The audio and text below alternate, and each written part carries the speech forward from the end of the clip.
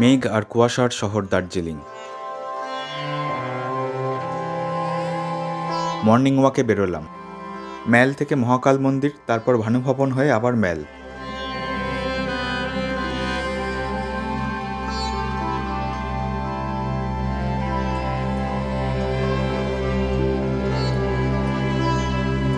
প্রথমে এলাম মহাকাল মন্দিরে।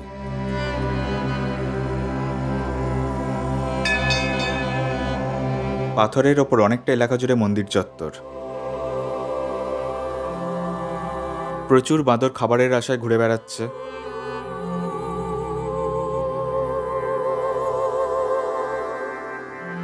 পুজো দিয়ে কেউ বেরোলেই তার সামনে কয়েকটা বাঁদর চলে আসে, না দিলে কখনো কখনো টোকাও মারে।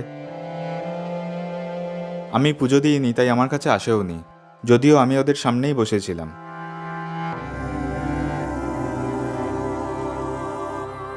মন্দিরের পাশেই আছে বৌদ্ধ ধর্মের মানেলাখাং বা প্রার্থনা চক্র। একই ব্যক্তি দু জায়গাতেই ভক্তি নিবেদন করছেন দেখলাম। পাহাড়ে আমি কখনো হিন্দু আর বৌদ্ধ ধর্মের মধ্যে পার্থক্য করতে দেখিনি। নিচে আশেপাশে আরও কয়েকটা গুহা ও মন্দির আছে।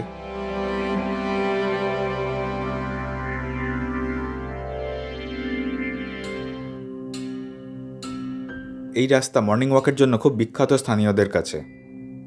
কেউ শরীর চর্চার জন্য দৌড়ান, কেউ প্রফেশনাল, আবার কেউ চাকরির জন্য।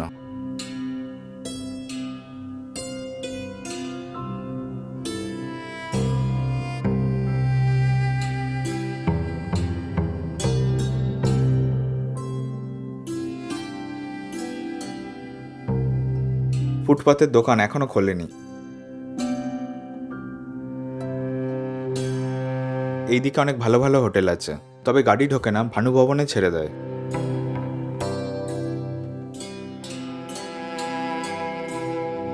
ভানুভবন থেকে ম্যালের এই রাস্তার ভিড় একটু বেশি, কারণ ভানুভবনে সবাই গাড়ি ধরতে আসেন।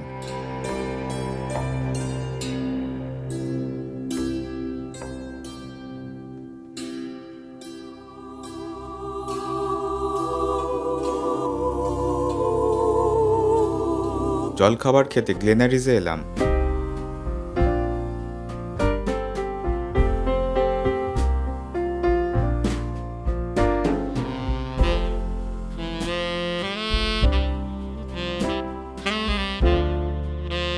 আর 5টা রেস্টুরেন্টের মতো এখানকার লাঞ্চ বা ডিনার আইটেম সম্বন্ধেও মানুষের মিশ্র প্রতিক্রিয়া আছে, কিন্তু এখানকার বেকারি আইটেমের গুণমান নিয়ে কারোর দ্বিমত নেই। খুব বড় রেস্টুরেন্ট, সর্বত্রই সুন্দর decoration.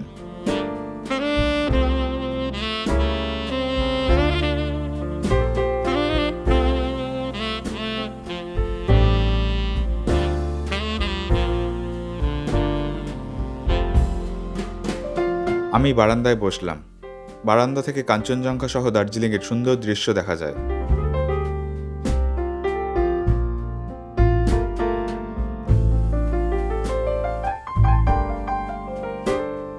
Egg fried, chicken sausage আর বেকনের প্লেট, সঙ্গে হট চকলেট। খুব ভালো স্বাদ, 205 টাকা দাম। সিংমারির হোমস্টে কর্তা প্রসূনজি দেখা করতে এসেছেন। গল্প করতে করতে একসাথেই জলখাবার খেলাম।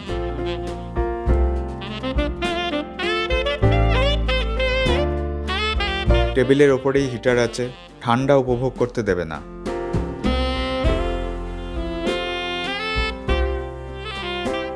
বহু রকমের আচার ও আরও অনেক আনকমন জিনিস বিক্রি হচ্ছে।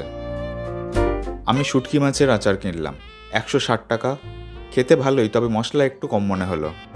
উপরের ফ্লোরে লাঞ্চ আর ডিনার হয়।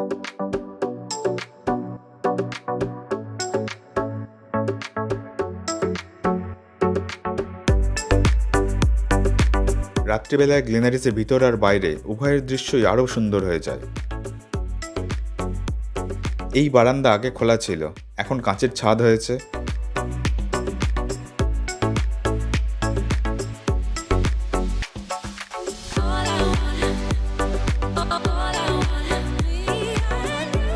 সন্ধ্যার পর গান হয় এখানে।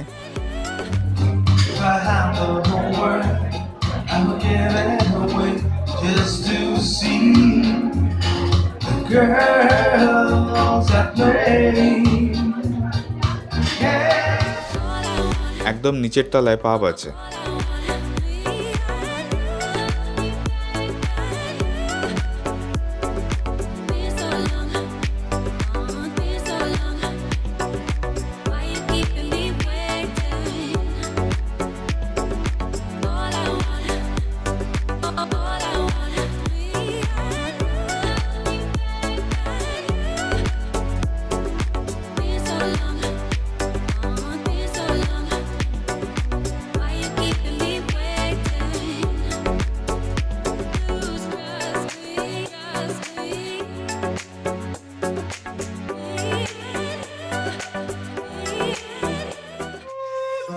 দেবাশিসদার সাথে বেরোলাম সাইট সিইংয়ে।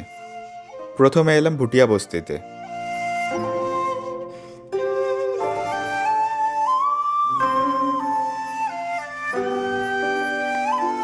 এখানে একটা মনেস্ট্রি আছে।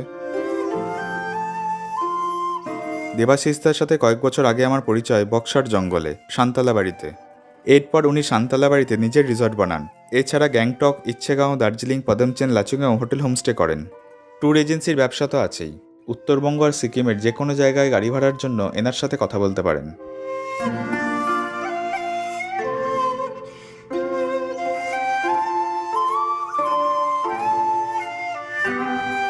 এখান থেকে যাব টিবেটান রিফিউজি সেন্টারে। গাড়ির রাস্তা আছে, কিন্তু মনেস্ট্রির ভেতর দিয়ে একটা জঙ্গলের রাস্তাও আছে। আমরা সেটাই ধরলাম। ছায়াশীতল রাস্তা, প্রচুর পাখি। 10-15 মিনিট সময় লাগলো। Tibetan self help centre.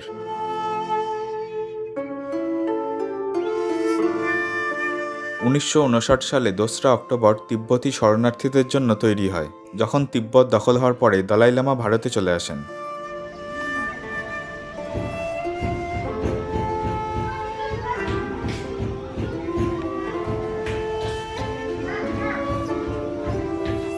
এখানে বাচ্চাগুলোকে সবসময় পাবেন। এখন সবাই ইউটিউবে ভিডিও পোস্ট করেন, তাই আমাকে দেখেই জিজ্ঞেস করলো ইউটিউবে কবে ওকে দেখা যাবে।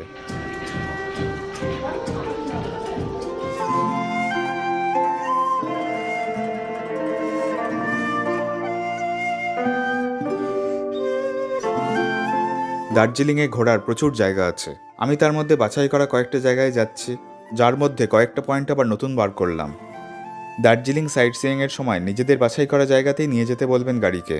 তাতে খরচ একটু বেশি হবে ঠিকই, কিন্তু সাধারণ জায়গায় গিয়ে সময় নষ্ট হবে না। বৌদ্ধ মন্ত্র জপ করতে করতে কাজ করছেন।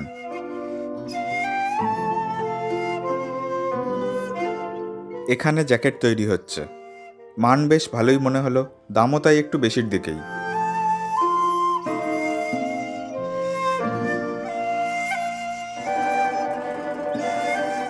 ফটো গ্যালারিতে তিব্বত দখলের আগে থেকে বর্তমান সময় পর্যন্ত বিভিন্ন ঘটনার কথা আছে।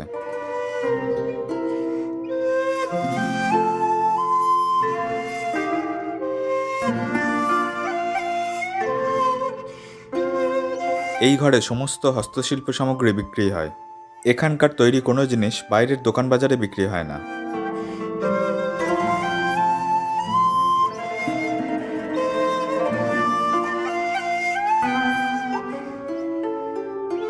ভিতরে ওপরের দিকে একটা ছোট্ট মনেস্ট্রি আছে।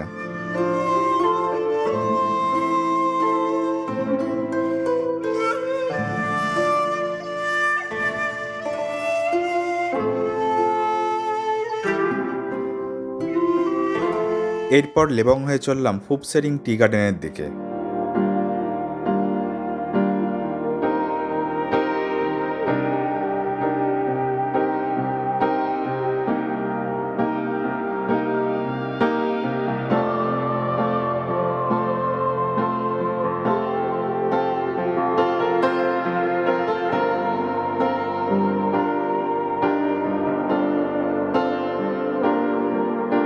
লেবংয়ের পর থেকে পুরো রাস্তায় চা বাগানের মধ্যে দিয়ে।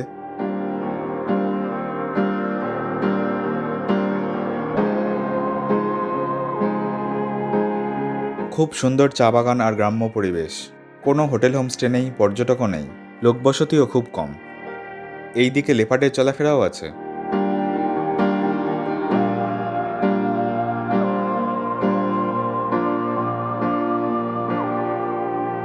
পাইন বনের পরে একটা মনেস্ট্রি চোখে পড়ল। খুব নির্জন জায়গা, মনেস্ট্রির দরজাও বন্ধ।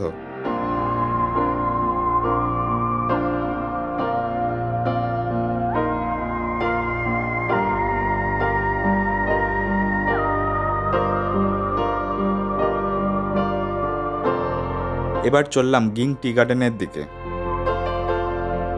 বেশিরভাগ জায়গাতেই রাস্তা বেশ খারাপ। দেবাশিস দা দার্জিলিং থেকে একজনের স্কুটি নিয়েছেন, কিন্তু রাস্তার জন্য মনে হচ্ছে স্কুটিতে নয়, ঘোড়ার পিঠে যাচ্ছে। চা বাগানের মধ্যে গিং টি হাউসে থাকার ব্যবস্থা আছে। একদিনের জন্য দুজনের খরচ 15,000 টাকা থেকে শুরু। বুকিং না থাকলে বাইরের লোকেদের ভিতরে প্রবেশ নিষেধ।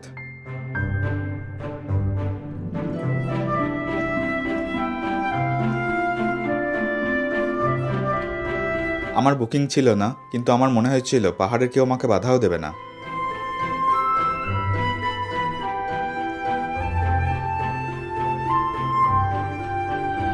কুয়াশা না থাকলে এখান থেকে চা বাগানের সুন্দর দৃশ্য দেখতে পাওয়া যায়।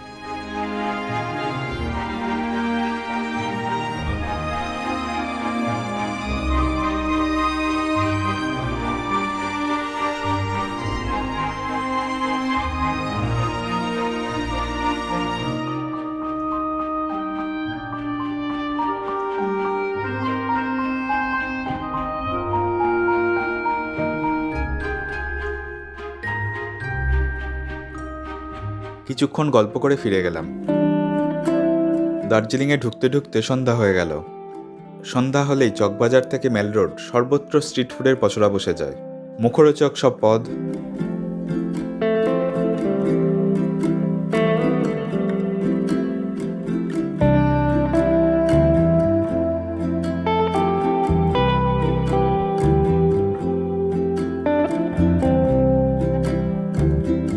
চকবাজারে অনেক রাত পর্যন্ত খাবারের দোকান খোলা থাকে। তবে অনেক জায়গায় কম দামি ফুড কালারের ব্যবহার হচ্ছে দেখলাম।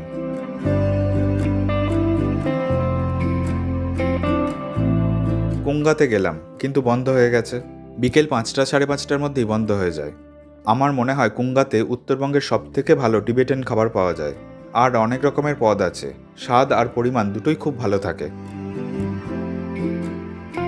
তো এলাম কেভেন্টার্সে। নিচে বিভিন্ন রকম জিনিস বিক্রি হচ্ছে।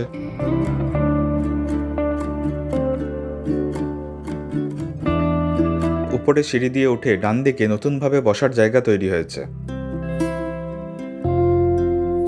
বাঁ দিক আগের মতোই আছে।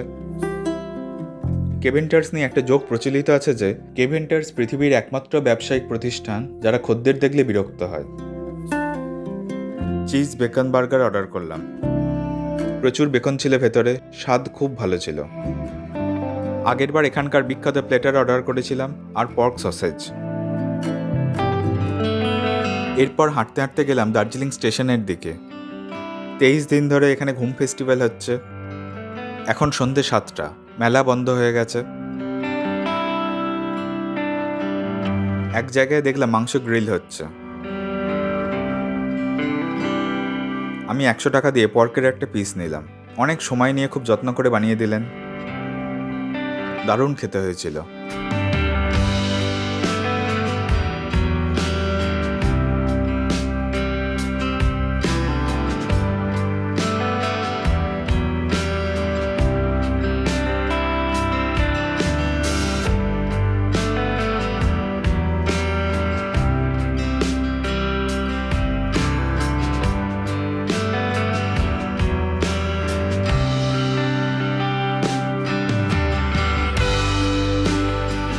প্রায় ফাঁকা রাস্তা দিয়ে হোমস্টেতে ফিরে এলাম।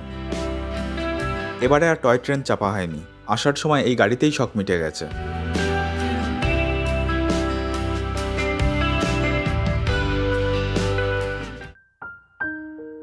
দার্জিলিং একটা তিব্বতী শব্দ। দার্জিলিং শব্দের অর্থ the land of the Thunderbolts. আমি যে হোমস্টেতে উঠেছি তার নাম থান্ডারবোল্ট হোমস্টে। ম্যাল থেকে 2-3 মিনিটের হাঁটা পথ আস্তাবলের পাশ দিয়ে। কোনো চড়াই উতরাই নেই, সোজা সমতল রাস্তা। কাঠের সুন্দর ডেকোরেশনের ঘর, ইন্টারনেট কানেকশন সহ Android TV, free wifi, electric kettle সহ চায়ের সরঞ্জাম আছে। আরামদায়ক বিছানা। নিচের রুম হওয়ায় এখান থেকে কোনো ভিউ নেই।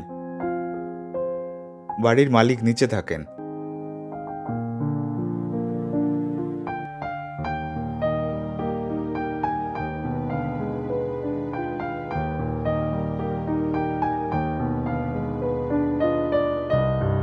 এটিক রুম। আমি ছিলাম এই সুইটে। এই হোমস্টের এটাই সেরা আমার মতে। বিশাল বড় ড্রয়িং রুম, অজস্র জায়গা জিনিসপত্র রাখার।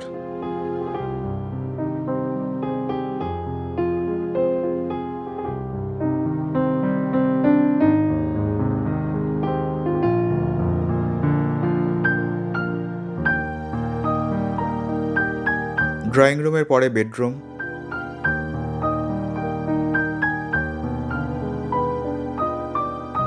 জলের কোনো সমস্যা নেই, গিজার আছে।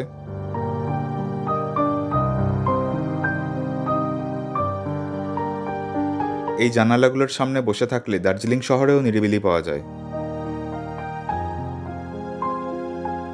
রুম থেকে কাঞ্চনজঙ্ঘা দেখা যায় না, জানালা থেকে দেখা যায় দাওয়াই পানি, রঙ্গারুনের দিকের পাহাড় আর চা বাগান।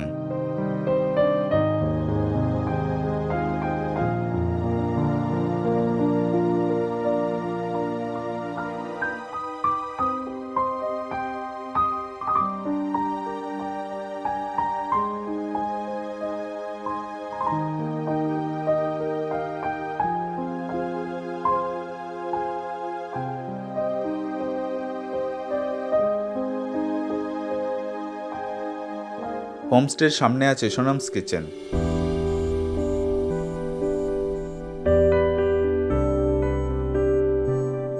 ছোট্ট গোছানো রেস্টুরেন্ট,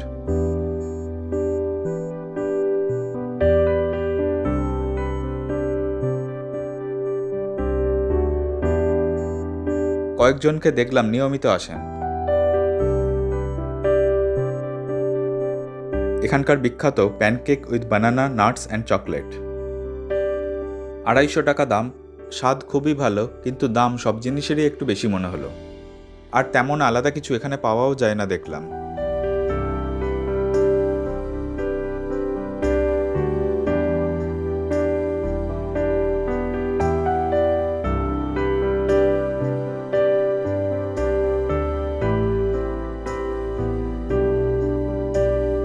হোমস্টের রাঁধুনি কাম ম্যানেজারও বাঙালি, আর খুব ভালো বাঙালি পদ রাঁধতে পারেন।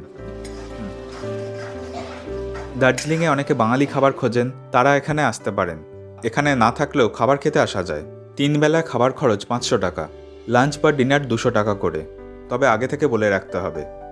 আজ হয়েছে সরু চালের ভাত, বেগুন ভাজা, পাঁপড় ভাজা, ডাল ফ্রাই, বড়ি ফুলকপির মাখা মাখা তরকারি, মাছের কালিয়া, আচার আর স্যালাড। দুপুরে মাছ হয় আর রাত্রে মাংস।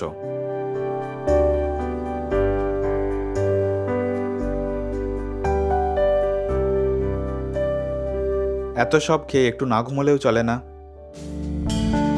বিকেলে বেরোলাম রোপওয়ের উদ্দেশ্যে। সকাল 10টা থেকে বিকেল 4টে পর্যন্ত খোলা থাকে। যাওয়া আসা নিয়ে টিকিটের মূল্য 200 টাকা।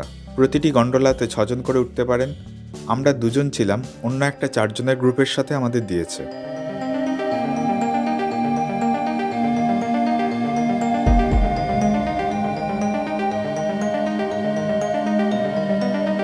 পুরো সময়টাই চা বাগানের সুন্দর সুন্দর ভ্যালির ওপর দিয়ে, কখনো কোনো বাড়ির পাশ দিয়ে, আবার কখনো গাছের পাতা ছুঁয়ে গেছে।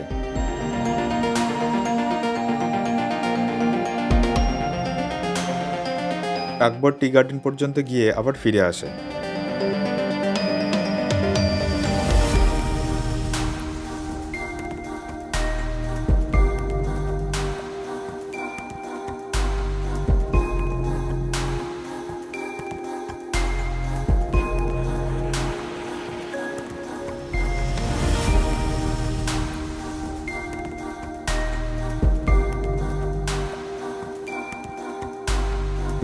কখনো পরিষ্কার, কখনো ঘন মেঘ কুয়াশার মধ্যে।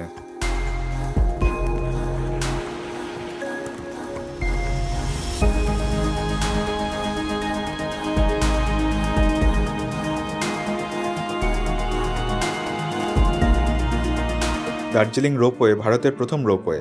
1968-এ চালু হয়। আগে সিংলা বাজার পর্যন্ত 8 কিলোমিটার রুট ছিল। বর্তমানে যাত্রাপথ 2.5 কিলোমিটার হয়েছে। যেতে মিনিট 15 সময় লাগে।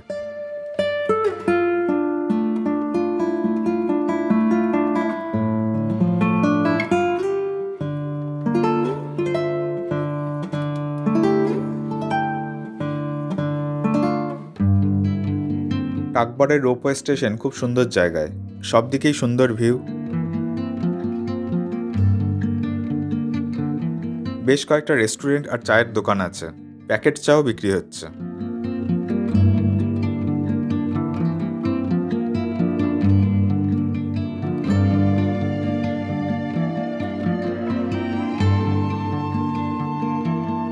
কাছেই টি ফ্যাক্টরি অথবা চা বাগান ঘুরে নেওয়া যায়, অথবা এই জায়গায় বসে বসে পাহাড় চা বাগানের সৌন্দর্য উপভোগ করা যায়।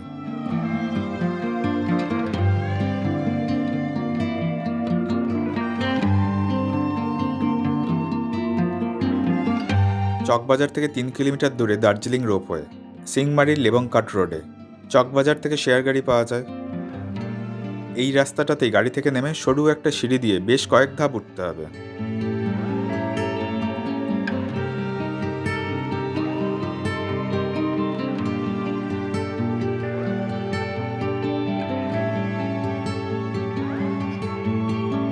এরপর চললাম হ্যাপি ভ্যালি টি গার্ডেনে। অন্ধকারে যাওয়ার উদ্দেশ্য দার্জিলিংয়ের আলোকসজ্জা দেখব।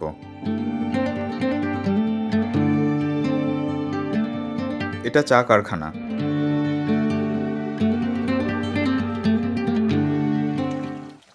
আজ দেবাশিস দা আমাকে চিলি পর্ক খাওয়াবেন বললেন। সান্তালা বাড়ির ভিডিও যারা দেখেছেন তারা জানেন দেবাশিস দা কেমন পর্ক কষা রান্না করেছিলেন। কতক্ষণ সেদ্ধ করো তো? 4-5 কেজি দিলাম, হয়ে গেল।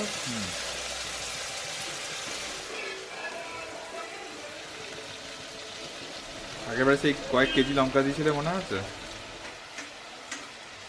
গ্রামের শুয়োর হলে আরও সুস্বাদু হয়, ক্ষতিকারকও হয় না।